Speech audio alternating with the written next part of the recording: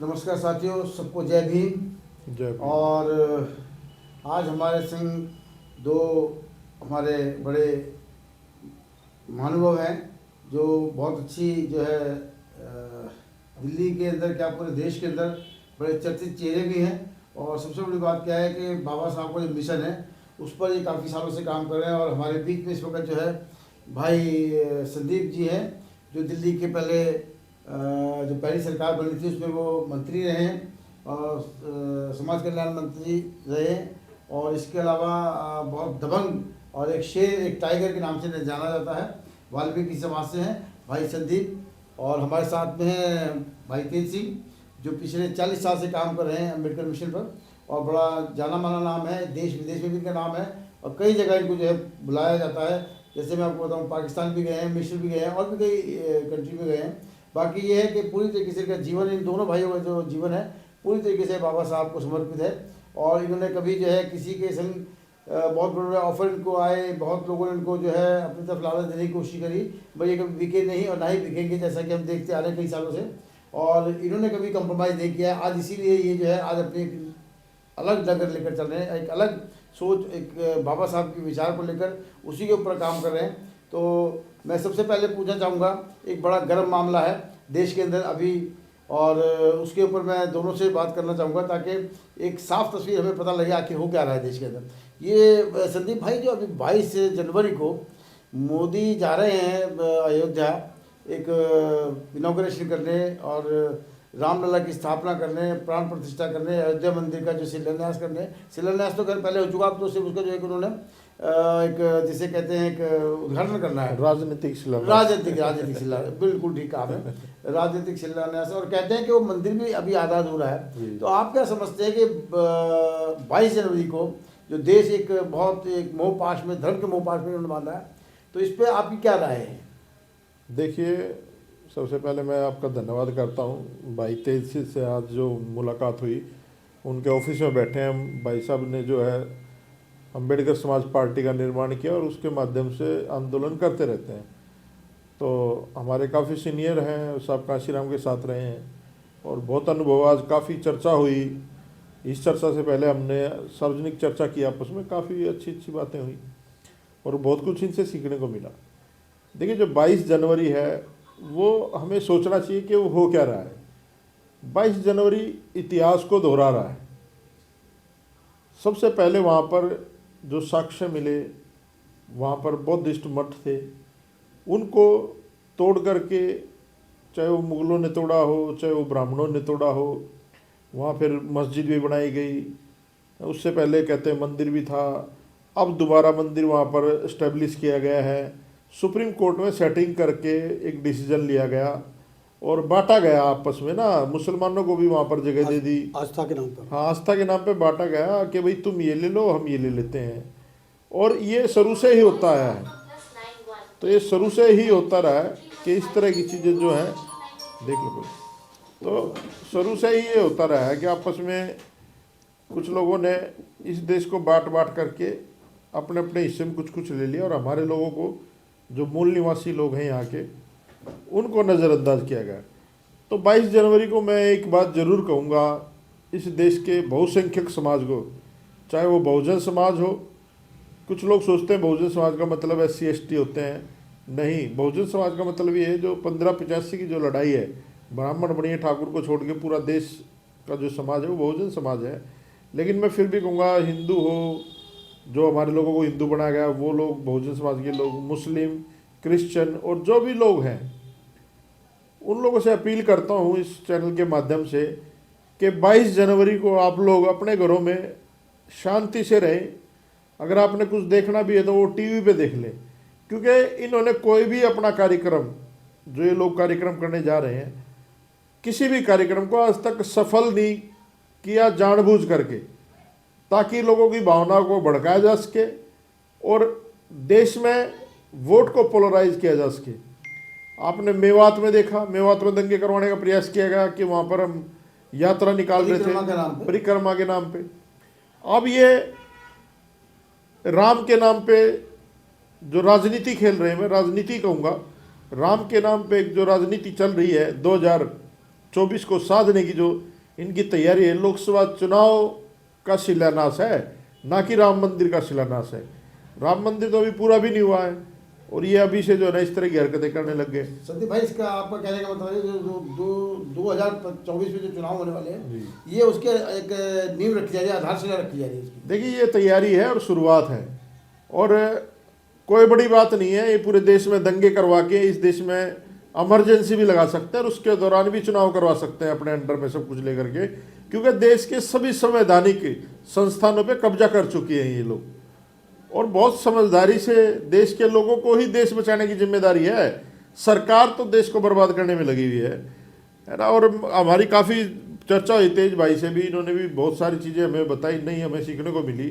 तो मुझे जहाँ तक लगता है जो 22 जनवरी है ये एक गेम प्लान है और उसके माध्यम से ये पोलराइज करना चाहते हैं पूरे देश के वोटर्स को, ताकि इनकी सरकार बन सके, क्योंकि ये फेलियर है। ये लोग सरकार जो है ना फेलियर है, 10 साल फेलियर रहा इनका, क्योंकि इन्होंने कोई भी रोजगार नहीं दिया लोगों को, कोई मकान नहीं दिया, सिर्फ विज्ञापनों की राजनीति की है। जो टीवी है, जो घरों में टीवी है, वो कार्य करता है भाजपा का। और हमारे लोगों को इन चीज़ों से बचने की ज़रूरत है और सही निर्णय लेने की ज़रूरत है।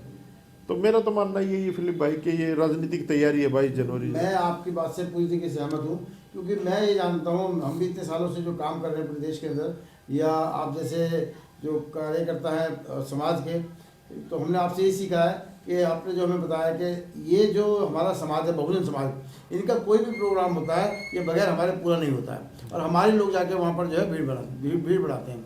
तो आपकी जो अपील है, मैं अपने बहुजन समाज से कहूँगा कि संदीप भाई की जो आवाज़ है, जो उनकी अपील है, हमारा बहुजन समाज इसे समझे और इस कार्यक्रम से थोड़ा दूर रहे। अब हमारे साथ बैठे भाई तेज सिंह, जो अम्बेडकर समाज पार्टी के चीफ भी हैं और कई सालों से, मैंने आपको बताया 40 साल से लगातार अपने समाज के लिए कार्य कर रहे हैं और लगातार उनका जो है ये जो प्रयास है, जो संघर्ष है, वो रंग लाने लगा है पूरे देश के अंदर।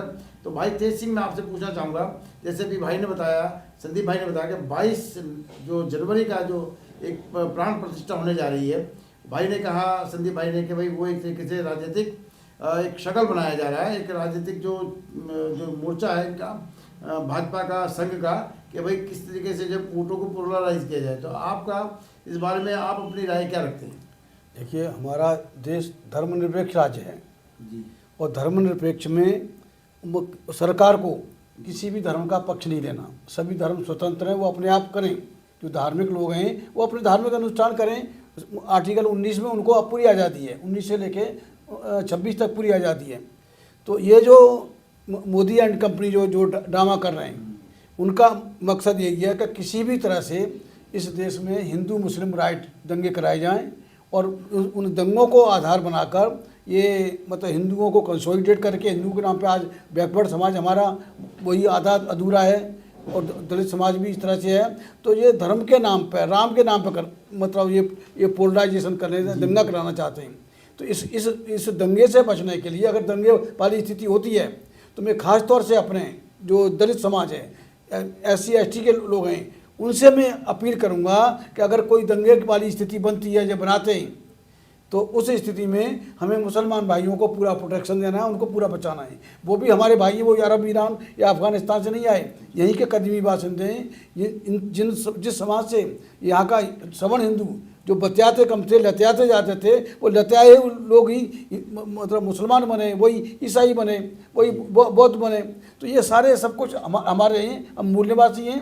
तो किसी भी हर कीमत पे अगर दंगे होते हैं, अगर मोदी एंड कंपनी दंगे कराते हैं, सरकार दंगे कराती है, तो उस स्थिति में जो हमने 2020 में जो यहाँ रोल प्ले किया था, यहाँ के दंगे नहीं होने दिए थे, रोक दिए थे। हम जाटव और वाल्मीकि समाज एकदम मुसलमानों के साथ खड़ा हो गया था। बस 3 दिन के अंदर ये बाहर भाई लोग आए, दंगे से भागे। तो किसी भी कीमत पे यहाँ दंगे नहीं होने देना, दंगों का हिस्सा नहीं बनना, मुसलमान भाइयों को प्रोटेक्ट करना है। और रही बात 24 तारीख के इनके उद्घाटन 22 को, और 22 को जो उद्घाटन हो रहा है, वो मंदिर का उद्घाटन नहीं हो रहा, वो मतलब ये 2024 के इलेक्शन का संघनाद ये करने जा रहे हैं। जहाँ तक राम का सवाल है, राम ने, अगर इनकी राम कहानी को सच माना जाए, तो राम ने हमारे जो सम्मुख ऋषि थे, सम्मुख ऋषि की हत्या की है। राम सम्मुख ऋषि की हत्या का हत्यारा है। तो हमें उस राम से कोई लेना देना नहीं है। निश्चित तौर से हमारे लोगों को इस राम नाम से, और जो भी राम नाम के चक्कर में पड़ा है, चाहे अडवाणी पड़ा हो, चाहे राजीव गांधी पड़ा हो, उनका राम नाम सत्य हुआ है। तो हमारे लोगों को इस राम नाम के चक्कर से दूर रहना है, मोदी के बहकावे में नहीं आना, आरएसएस के बहकावे में नहीं आना, और उस 24 तारीख में event of any sort of right हमारे लोगों को मुस्तैद रहना है और मुसलमान भाइयों के साथ में खड़ा होना है। तेज भाई, मैं इसकी चलते एक चीज़ और से आपसे बात करना चाहूँगा। जैसा कि आपको पता होगा, जो इनके चारों शंकराचार्य हैं वो मोदी जी के पूरे तरीके से विरोध में है कि ये वहाँ पर जो है उद्घाटन नहीं कर सकते, क्योंकि वहाँ पर जो भी उद्घाटन करने जाएगा, यज्ञ में बैठेगा, तो उसकी पत्नी होनी जरूरी है। तो इनकी पत्नी तो इनके साथ है नहीं। तो अब इनका समाज, जिन लोगों ने इनको बैठाया या जिन लोगों ने इनको आगे बढ़ाया, आज वही इनके जो है विरोध में है। तो इस बारे में आप क्या कहेंगे? देखिए, मोदी द्वारा जो प्राण प्रतिष्ठा, ये तो प्राण प्रतिष्ठा ये शब्द ही एकदम गलत है जी। ये अपने बाप दादों में प्राण प्रतिष्ठा करें, उनको जिंदा करें। अगर ये कर सकते हैं तो पत्थरों को जिंदा कर नहीं सकते। ये तो बेवकूफ़ बनाने वाली बात है, भ्रम पैदा करने वाली बात है। और जहाँ तक इसका ये जो मोदी का है और जो शंकराचार्य हैं, ये सही बात है कि जो हिंदू अधर्म शास्त्रों के अनुसार कोई भी अनुष्ठान, धार्मिक अनुष्ठान राजा करता था, राजा की रानी साथ में बैठती थी, बगैर रानी के कोई धार्मिक अनुष्ठान पूरा नहीं होता।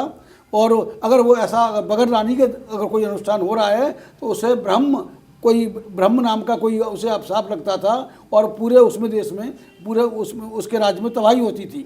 कि अगर वो शंकराचार्य समझते हैं या जो कह रहे हैं, उनका कहना यही है कि अगर मोदी अकेले इसका प्राण प्रतिष्ठा के में उसमें यज्ञ में बैठता है तो निश्चित तौर पर देश में तबाही आएगी, प्राकृतिक आपदा भी आ सकती है। वो तो जब से मोदी आया तब से प्राकृतिक आपदा और ये सब कुछ आ रहा है। 80 लाख लोग इसने कोरोना में मरवा दिए। तो ये तो हत्यारे हैं, ये क्रिमिनल लोग हैं। मोदी, योगी और अमित शाह ये क्रिमिनल लोग हैं और क्रिमिनल माइंड है। इनसे बेहतर की कोई गुंजाइश नहीं है। तो ये निश्चित तौर पर ये शंकराचार्य को कहना, जब शंकराचार्य ही उसमें नहीं हिस्सा ले रहे एक धार्मिक अनुष्ठान में, तो उसका धार्मिक अनुष्ठान का कोई मतलब नहीं है। ये मोदी की ज़बरदस्ती है, गुंडागर्दी है। गुंडागर्दी के बल पर राम को हथियाना चाहता है। तो मुझे लगता है कि ये सो-कॉल्ड हिंदू सवर्ण समाज या ब्राह्मण समाज ये किसी भी कीमत पर मोदी को बर्दाश्त नहीं करेगा, और उसको 2024 में ये ब्राह्मण समाज भी इसको मोदी को सबक सिखाएगा। चलिए, ये बात आपने कही, बहुत अच्छा लगा। और जो बातें आपने कही है, अक्सर इन बातों को जो है इनके लोग भी कह रहे हैं, और आज आपने भी कहा है, जबकि आप इन चीज़ों पर विश्वास नहीं करते। मैं भाई जरा संदीप की तरफ मैंने कहा अगर राम कहानी को सच माना जाए, ये कहा है मैंने। मैं भाई संदीप की तरफ आऊँगा। ये तो एक सरकार का हिस्सा रहे, मंत्री रहे दिल्ली के, और जो अभी हालात है देश के अंदर, और ख़ासकर मैं दिल्ली की बात करूँगा। दिल्ली में जो हमारे मुख्यमंत्री हैं केजरीवाल साहब, अभी वो जेल जाने के लिए तैयारी उनकी की जा रही है, क्योंकि कहीं ना कहीं उनका हाथ है। क्योंकि जो चार्जशीट फाइल हुई है, ये उनके उसमें नाम जो दिया गया है ऐसे नहीं दिया गया है। इन्वेस्टिगेशन जितनी भी एजेंसी उन्होंने करके जब भी उसको जब पुटअप किया है। मैं संदीप भाई से ये पूछना चाहूँगा कि जो केजरीवाल साहब है, आपने इनके संग काम भी किया है, आप उनके व्यक्तित्व को भी जानते हैं, आप उनकी थिंकिंग को भी जानते हैं। तो आपको लगता है कि केजरीवाल साहब अब की इस दिल्ली में मुख्यमंत्री पद के लिए रेस में हैं? देखिए, सबसे पहली बात ना, मैं एक बात आपको स्पष्ट कर दूं कि बनिया कभी ईमानदार नहीं हो सकता, क्योंकि बनिए को बचपन से सिखाया जाता है कम तोलना, मीठा बोलना, झूठ बोलना। ये उनको बचपन से उनको सिखाया जाता है उनके परिवार की तरफ से, पीढ़ी दर पीढ़ी वो चलता है। वो आपने देखा है, उसने अपने घर में हर एंगल में बाबा साहब की स्टैचू लगा, फोटो लगा रखे हैं, लेकिन बात करता लक्ष्मी और गणेश की फोटो को छुपाने के लिए कि भाई यहाँ की GDP बढ़ जाएगी। मतलब कितनी मूर्खता वाली बात है कि IRS होकर के वो आदमी ऐसी बात करता है। तो इसका मतलब क्या है कि वो भी कट्टर जो है ना, पाखंडी और ब्राह्मणवादी सोच का व्यक्ति है। और ये एक्सपोज हो चुके थे, सबको पता चल गया था कि केजरीवाल जो है वो बीजेपी की बी टीम है, ये एक्सपोज हो चुका था। ये सिर्फ लड़ाई करके दिखा रहे हैं लोगों को, ये मैसेज देने के लिए कि हम लोग इकट्ठे नूरा कुश्ती खेल रहे हैं लोग ना, जबकि ये इकट्ठा ही है सारे। देखिए, कभी भी कोई भी टीम है या इसमें कोई भी सरकार है, जो बेनिफिशरी जो होता है वो मुखिया होता है जी। तो मनीष सिसोदिया और संजय सिंह की बजाय सबसे पहले जेल में इसको डालना चाहिए था जी। क्योंकि बेनिफिशरी है और बिना मुख्यमंत्री के निर्णय के कोई भी पॉलिसी इंप्लीमेंट नहीं हो सकती, कोई डील नहीं हो सकती। ठीक है। और सारी पॉलिसी मैं इनके साथ रहा हूँ, सब कुछ यही बनाता है, लेकिन ये दूसरा पॉलिसी बनाता है, सब कुछ यही करता है और अपने चहीते अफसरों को बिठा करके जो लोग घोटाले कर सकते हैं इसको बता सकते हैं कि ऐसे बचा जाएगा, इसलिए इसने कोई पोर्टफोलियो भी नहीं लिया। लेकिन इससे फर्क नहीं पड़ता, क्योंकि ओम प्रकाश चौटाला को आपने देखा हरियाणा में, उसका किसी डॉक्यूमेंट में साइन नहीं था, लेकिन उसको भर्ती घोटाला में जेल हुई थी। तो सबसे पहले जेल तो केजरीवाल को होनी चाहिए। इसको पता चल जाएगा कि जेल होती क्या है और घोटाले होते क्या है। जब कोई दलित या मुस्लिम व्यक्ति फंसता है तो ये 2 मिनट में एलिगेशन लगाता है और उनको पार्टी से निकाल देता है। लेकिन इनका जो बढ़िया मंत्री फंसा सत्येंद्र जैन, उसको 2 साल तक नहीं हटाया, उसको मंत्री बनाए रखा। मनीष सिसोदिया को कह रहा जेल से इसको भारत रत्न मिलना चाहिए। अरे इसको तो जूतों की माला पर आगे लाना चाहिए, इन लोगों को तो भगा देना चाहिए। और मैं कह रहा हूँ ये तो छलावा था, आरएसएस का एक प्लान था। केजरीवाल जो अन्ना हजारे को बिठा करके दिल्ली की पॉलिटिक्स को, जो वैक्यूम खाली था एक दलित पॉलिटिक्स के लिए, नई पॉलिटिक्स के लिए, उसको भरा इन लोगों ने। जैसे महाभारत हुआ, आपस में लड़ा दिए, चाचे ताऊ के बच्चे लड़ रहे हैं, जिनसे लड़ाई उनसे लड़ाई लड़ ही नहीं रहे। लड़ाई हमारे से, हमसे लड़ नहीं रहे, आपस में ही लड़ रहे हैं, हार भी इनकी जीत भी इनकी। तो ये समस्या है। आपको देखो दिल्ली में जो है ना, इस तरह का आदमी मुख्यमंत्री नहीं होना चाहिए। इसने क्या किया, दिल्ली के टैक्स का पैसा चोरी करके, ठीक है, लोगों को गलत आदत डाली है। अरे भाई आप लोगों के लिए रोजगार पैदा करो, लोगों को इतने सारे मकान बने हुए दिल्ली में। मेरी विधानसभा में 1086 फ्लैट बनाए हमने, और हमने जो वो सर्वे किया तो जो झुग्गियां हैं तेजपाल भाई, तेज सिंह भाई, उसमें मुसलमान और दलित रहते सारी झुग्गियों में, उनके सबके पैसे जमा हो गए, अलॉटमेंट हो गई, उनके नाम हो गए। आज तक उनको कब्जा नहीं दिया गया, 10 साल हो गए। 10 साल क्यों नहीं दिया गया? इसलिए नहीं दिया गया कि ये लोग सिर्फ आपकी जो है ना, आपकी बातें करेंगे, आपके लिए काम नहीं करेंगे। और उसका मेंटेनेंस का खर्चा भी दिल्ली सरकार उठा रही है, सब कुछ दिल्ली सरकार कर रही है। और मेंटेनेंस क्या, वो गिरने वाले हैं, वो बहुत ज्यादा बुरा हालत। मैं तो कहूँगा आप एक दिन आए वहां पर दिखाएं लोगों को, तो ये बहुत बुरा, पूरी दिल्ली में यही कर रखा है इन लोगों ने, है ना। आप देख लो जल बोर्ड में इतने बड़े बड़े घोटाले हुए सारी जगह। अरे भाई बनिए का नाम ही दूसरा घोटाला होता है, बनिया कभी ईमानदार नहीं हो सकता। एक बढ़िया देश के ऊपर बैठा है, मोदी और अमित शाह दोनों बढ़िया है, एक ये बढ़िया नीचे छोड़ रखा है, ठीक है। तो ये बढ़ियों का, ब्राह्मणों का सिस्टम चल रहा है, एक लूट रहा है, दूसरा लुटवा रहा है, और राम के नाम पे जो ना लोगों को बेवकूफ़ बना रहे हैं, जबकि ऐसा कुछ नहीं है। राम अगर है तो राम ये वाला राम नहीं जिसका उद्घाटन कर रहे हैं, वो राम नहीं है। असली राम तो हमारा राम है, काशी राम है, बाबा साहब है, ज्योतिराव फुले हैं, जिन्होंने शिक्षा का रास्ता दिखाया, जिन्होंने महिलाओं को अधिकार दिलाए। अरे मैं इनसे बड़ा तो टीपू सुल्तान को मानता हूं, जिसने भ्रष्ट टैक्स लगता था वो खत्म करा महिलाओं का। और ये तो इतने खतरनाक लोग हैं, सती करते थे, महिलाओं को जिंदा जलाते थे और नगाड़े बजाते थे ताकि उसकी आवाज ना निकले जलते हुए, और उसको उठा करके धरती में डाल देते थे। तो ये कितनी, मतलब ये अमानवीय लोग हैं, ये लोग सोसाइटी में रहने लायक लोग नहीं है। इनको तो वापस भेज देना चाहिए जहाँ से ये लोग आए। भाई आपकी बात जो है बहुत हद तक ठीक भी है, मगर मैं एक बात और कहूँगा, जो हमारा समाज है, जो अब जैसे इनका चुनाव चिन्ह झाड़ू है, अब जो झाड़ू वाले जो हमारे जो लोग हैं, वो आज किसी भी, ना तो राज्यसभा का कोई सदस्य है, ना कोई इसने किसी ऐसी पद पे लिया है कि उनके संग इंसाफ लगे कि भाई इसने इंसाफ किया। चुनाव चिन्ह तो झाड़ू है, मगर जो बेचारे हमारे झाड़ू चलाने वाले लोग हैं उनको इसने कोई फैसिलिटीज नहीं दी।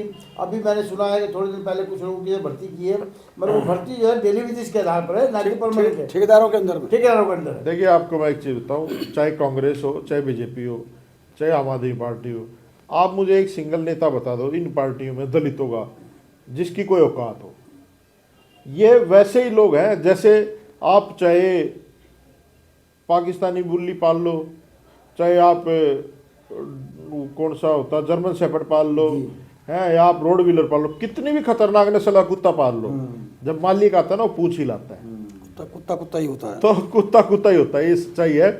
तो जो उन पार्टियों में बैठे हैं ना हमारे लोग, वो कातियाई कुत्ते की तरह ही है, मालिक कहता भौंकते हैं, मालिक कहता। मेरी राय इससे कुछ थोड़ी सी आपसे अलग है, हो सकता है जो आपने बात कही बिल्कुल ठीक है, पर एक बात और भी है। आप जैसे टाइगर, आप जैसे शेर दिल लोग जब इस सरकार के साथ गए तो वहाँ तो आपने अपनी मनमानी करनी शुरू कर दी थी, और यह शायद यही वजह थी कि ये आपको पचा नहीं पाया। देखिए पता है क्या होता है, जब कोई भी आप घर में कुत्ता पाल लो, आप सोच के अच्छा लाते हैं, और जब वो आप उसको अगर उसके हिसाब से नहीं करोगे, अगर वो सही नस्ली कुत्ता हुआ ना तो वो आपको काटेगा।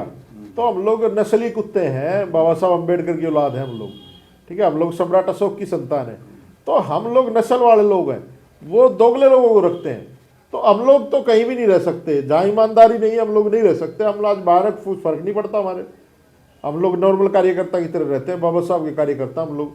तेज भाई इतने बड़े अधिकारी रहे हैं, इस पार्टी के मुखिया हैं अम्बेडकर समाज पार्टी के, लेकिन आज मैं मिला इनसे, जो वार्तालाप हुई, कार्यकर्ता की तरह काम करते हैं।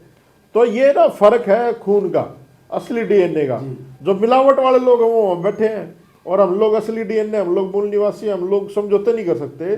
10-20 साल का जीवन पड़ा है, उसके लिए क्या पैसा जोड़ना, क्या करना, अपने आप अपनी औलाद जो है वो कमा खाएगी। हम लोग बाबा साहब अम्बेडकर का काम करने के लिए पैदा हुए हैं, और वो हम लोग करेंगे। चलिए, ये थे भाई हमारे संदीप भाई, जो दिल्ली में मिनिस्टर भी रह चुके हैं, और बहुत अच्छा इनका जो है एक ग्राफ यहाँ पर रहा, और आज भी जो है वाल्मीकि समाज के बड़े चहेते नेता है।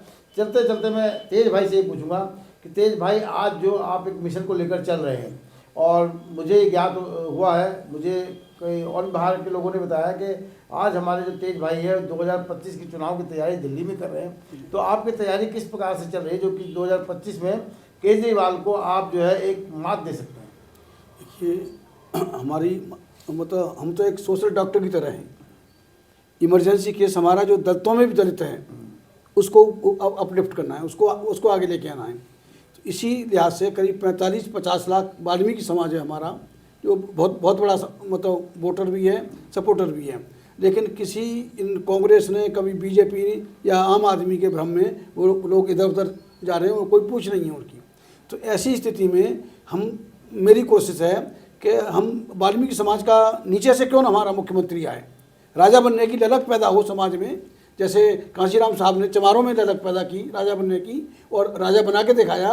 तो वो मैं भी चाहता हूँ कि जो दलितों में दलित हमारा जो तबका है, नीचे का तबका है, जो आज भी लोग इसके नाम से नफरत करते हैं, उनको अगर हम राजा बनाने की बात करेंगे तो निश्चित तौर से वाल्मीकि समाज, जाटव समाज और मुस्लिम समाज पूरी तरह से हम एकजुट होकर, जाट रहे हैं, दूसरे भी और लोग हैं, उन सबको लेकर जो बहुजन समाज है, जो 90% है हम इस देश में, 3% का बनिया मुख्यमंत्री नहीं बनना चाहिए, 1.5% का ब्राह्मण मुख्यमंत्री नहीं बनना चाहिए, या पंजाबी मुख्यमंत्री नहीं बनना चाहिए।